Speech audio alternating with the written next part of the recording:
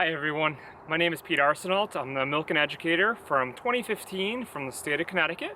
I want to start this video off by saying that I hope all of your families, friends, and relatives are well. Typically I'd be filming this from my shop at school, but unfortunately, like everybody else, we're home on quarantine. So we're going to do a quarantine edition of this today here at home. So the topic today is artificial intelligence and the technology that's built into vehicles. These cars are built very heavy on the electronic side, especially the new ones. That is a great thing, and that also can be a giant struggle for mechanics. Most vehicles now have a rear backup camera. It's a great safety feature. It allows you to see what's behind you, and obviously sometimes turning around can be a little bit difficult, especially if you're in a tight parking spot and you have multiple things going on. Those are pretty standard technologies that are built into most vehicles these days, but some of the new, more cutting-edge stuff is really cool and offers a lot of potential. One you may be familiar with is the side-scanning radar. Some of them are also called lane departure, which basically means when you depart from your lane, you cross the center line or you cross that line on the side of the road where the rumble strip usually is,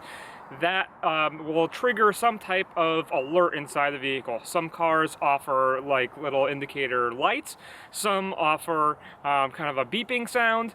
This one here in particular has a light that lights up, and it also starts to shake the steering wheel back and forth, which definitely gets your attention. The purpose of it is so that if, for example, you fell asleep at nighttime, it would wake you up so that you would be able to bring the vehicle back into the road. One thing that can be a little bit tricky that they haven't compensated for yet, for example, is if you have a pedestrian in the road and you do intentionally cross the center line, it obviously will try to pull you back into the road and alert you that you have crossed the center line. So that's definitely one of the drawbacks of that specific technology. So one of the up-and-coming technologies that's very cool, offers a lot of promise, especially when you talk about avoiding accidents, is what they call forward crash detection or forward collision avoidance. Every vehicle manufacturer seems to use a little bit different terminology or way of saying it, but it's really the same thing.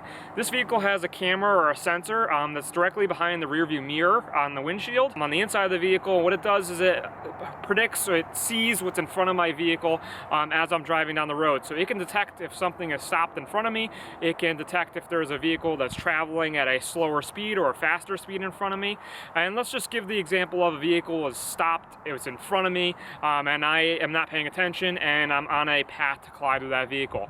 This vehicle would sense that. First, it would start flashing a warning on my dashboard, which is an orange light that lights up big and it starts flashing at me. Second stage of warning would be that this vehicle would start shaking the steering wheel and start saying, hey, pay attention, there's something up in front of you that you need to be aware of.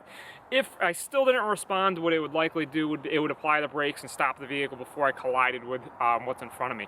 It offers a lot of promise. Obviously, it can avoid and prevent a lot of accidents, which is key to maintaining vehicle and passenger safety. One of the last things that I want to talk about is the onboard diagnostics systems that are on these vehicles. So there is a computer and a series of sensors all throughout the car, specifically on the engine side of things, as well as pretty much every system on the vehicle, including braking, cooling systems. There's tons of sensors all over the car. This car behind me probably has several hundred, if not thousands, of sensors and computers on board this vehicle, which are constantly monitoring the status of different things going on the car.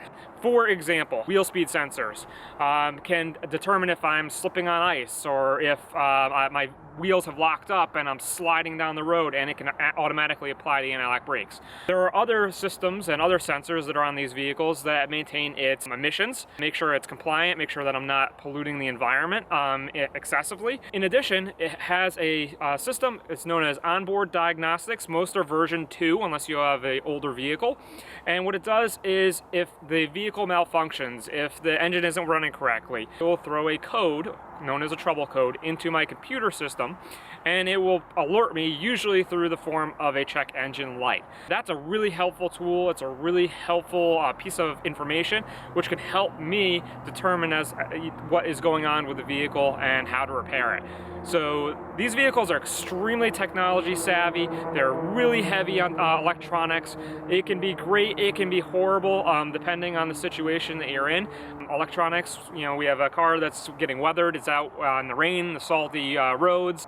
Hot, cold, and electronics sometimes don't like that. But obviously their upside, the improvement in the safety and the performance of the vehicle can be key and definitely can be worth it.